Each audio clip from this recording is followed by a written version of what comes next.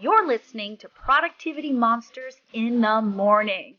We are the energy volt your real estate business needs to get you up and out and excited and productive for the day.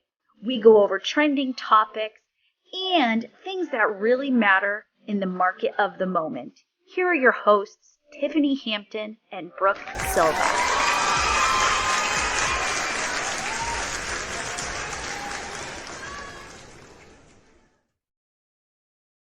Good morning. It was so nice to see you in person yesterday. It was. If you were at the Glover U event with us yesterday, make sure you pop your ahas onto this post. Yesterday was a great day. We sponsored an event as the region, and we got to also be students, which is also so much fun because oftentimes as your regional team, we are the ones hosting, moderating, facilitating. So we don't get to take that time to be in the room as learners. So I'm always so appreciative of when we get to show up and learn.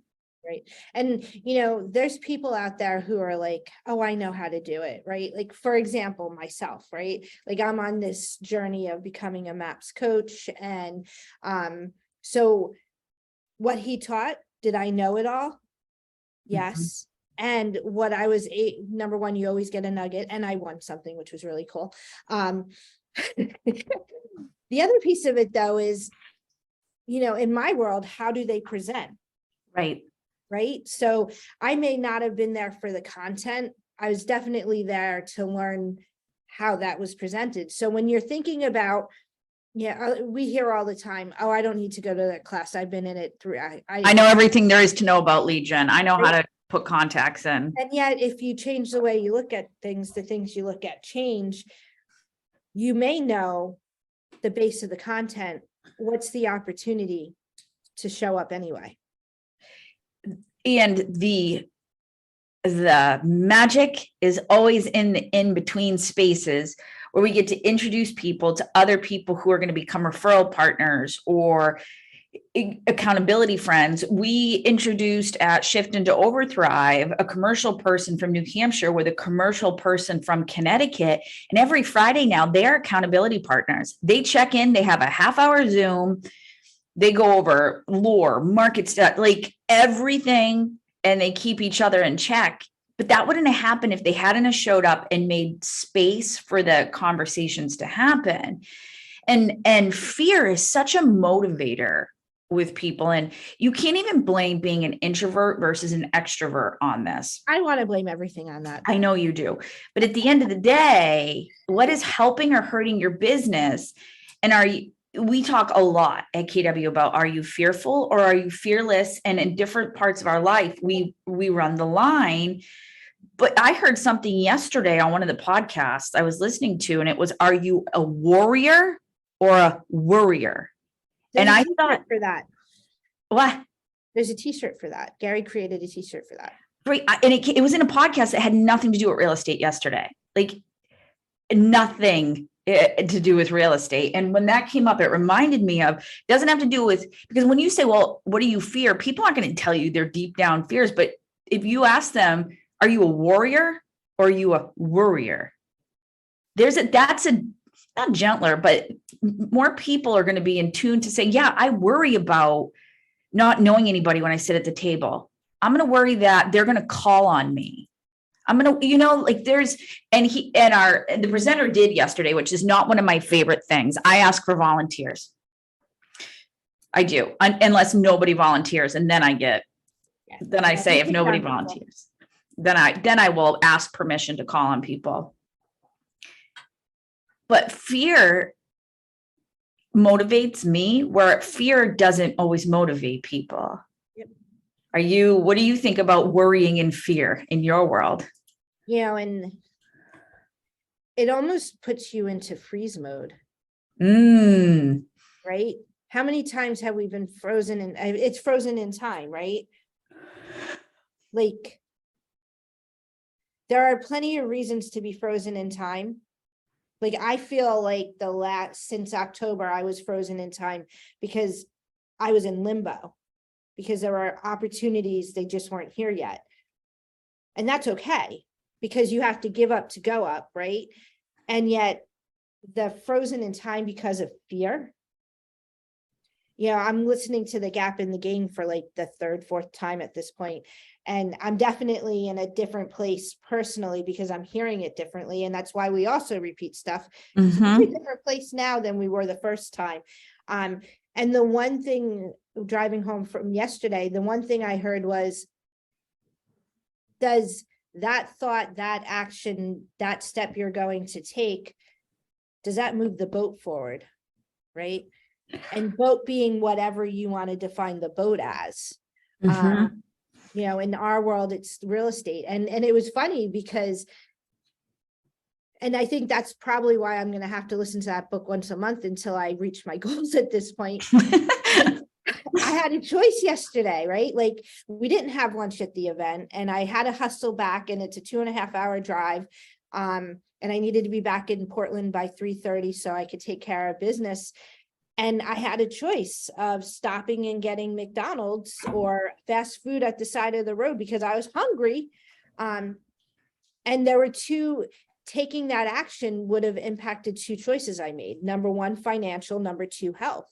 Right. So listening to that statement of, will the choice you're making move the boat forward? Well, I went home and I heated up fajitas that I made the night before. And I brought lunch yesterday, right? Like I ate lunch. I brought mine. Yeah. The other thing is,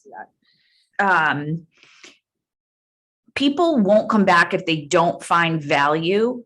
But I think oftentimes when learners come in and sit in our classes, they have poor mindset when they sit down, and they come in with the mindset that they're not going to learn anything and that they were forced into the class. Right. I give you permission to leave. If in the first 15 minutes, I haven't taught you 2 things you can take instant action on, I give you permission to leave, honestly, because I don't want to waste your time and I want you to come back. It's going back to the Gap in the Gain, right? Like, are you living in gap in your mindset, or you're like, I'm here, I made the decision, what am I going to gain from it? And perfect example is last night I taught Ignite after hours, and Ignite is like our base class. And exactly what you just said. I had somebody who's been in real estate for 30 years hop in and they're like, my listings are light. I wanted to come in, and what I was delivering wasn't for him, and he hopped out, and that's okay.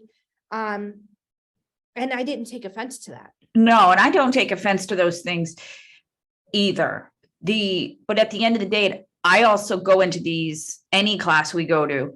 There have been a lot of rooms that I go, you have dragged me to things where I'm like, I am not at that level. I should not be in that room. And you have dragged me to things and said, you're sitting down and you will learn something. And that fear of, well, what if that person calls on me and I don't know what to say? Like, that was debilitating when you pulled me into that room.